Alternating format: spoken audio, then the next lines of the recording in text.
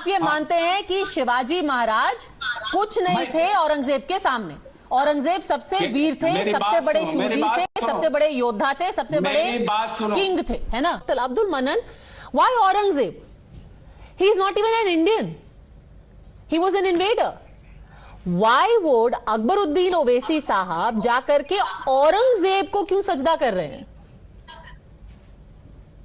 आप मैडम ये कहने में आप लोगों को हिचक नहीं होती कि औरंगजेब को आप इन्वेडर कहते हो? औरंगजेब इसी देश में पैदा हुआ. औरंगजेब एक वॉरियर थे, औरंगजेब एक विजेता थे, औरंगजेब एक नेक आदमी थे, फकीर आदमी थे.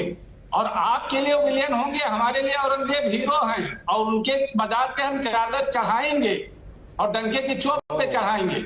उन्होंने रंगून से लेके बर्मा से लेके अफगानिस्तान तक अखंड भारत बनाया. अखंड भारत बनाया.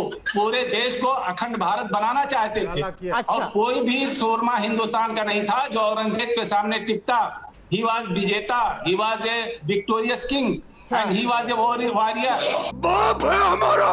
जैसे कि हिटलर अखंड जर्मनी बना रहे थे. He is also a hero, he was also a warrior. वो भी तो कोल्ड वॉर में यही कर रहे थे, अखंड जर्मनी. नहीं, आप हिटलर आप जाकर के हिटलर की भी जाकर के एक टूम्ब पर चढ़ा दीजिए चादर.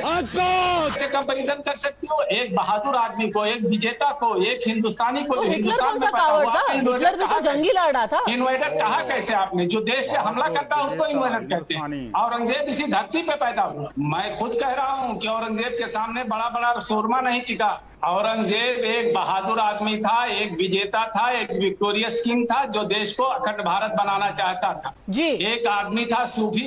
अब चुप रहिएगा. एक सूफी था जो टोपी सिलकर अपनी जिंदगी गुजारता था. हाँ. औरंगजेब एक सूफी थे. बाप है हमारा. रही बात शिवाजी के, शिवाजी भी एक बहादुर आदमी थे. सर ये तो गजब हो गया. आपने ये नहीं कहा कि औरंगजेब अपने स्पेयर टाइम में बैठ के चरखा चलाते थे और रामधुन भी गाते थे.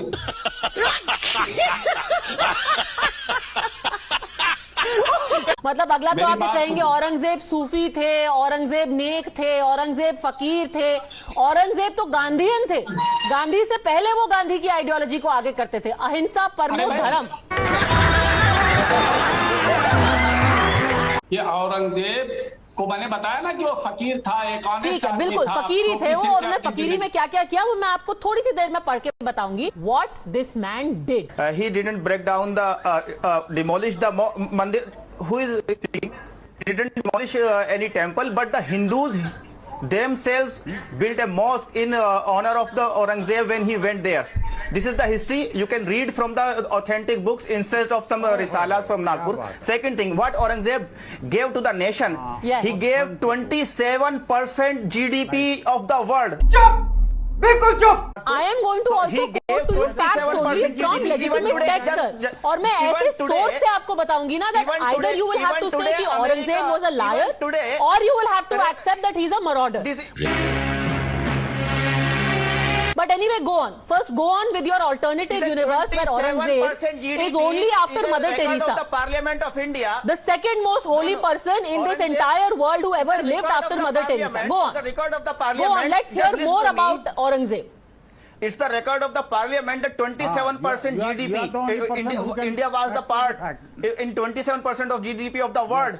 Even today, America is not having 27% GDP. Just Google it and find out. I put an RTI and you can take out this record from the Parliament. He was a king of the nation and was running the government of the nation. And he must be respected just like other rulers of the nation. You're right, bro. Right. He might be hero for you, Mr. Rahman. He is not hero for most Indian Muslims. You might have sympathies. Most Indian Muslims do not. पहली बात तो आपने कहा कि गांधी की मूर्ति पर, उस पे समाधि पे जिस तरह से फूल चढ़ाते हैं आप, उस तरह से औरंगजेब की समाधि पे आप फूल चढ़ाते. आप किससे बात कर रही हो कि गांधी की समाधि फूल चढ़ाते?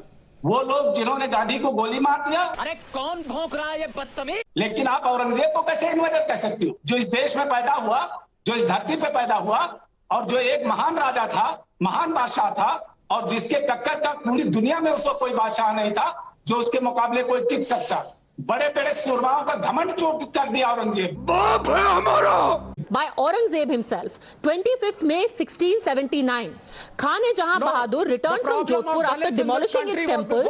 Listen to this, sir. It is educative. Instead of doing chilla-chilli, let's listen to a few facts. This is what was recorded by the biographer of Aurangzeb himself. The emperor ordered that the idols, which were mostly gold, silver, brass, copper or stone and adorned with jewels, should be cast in the quadrangle of the court and under the steps of the Jama Mosque, so that going up and down, people would step on the idols which his generals brought back from Jodhpur.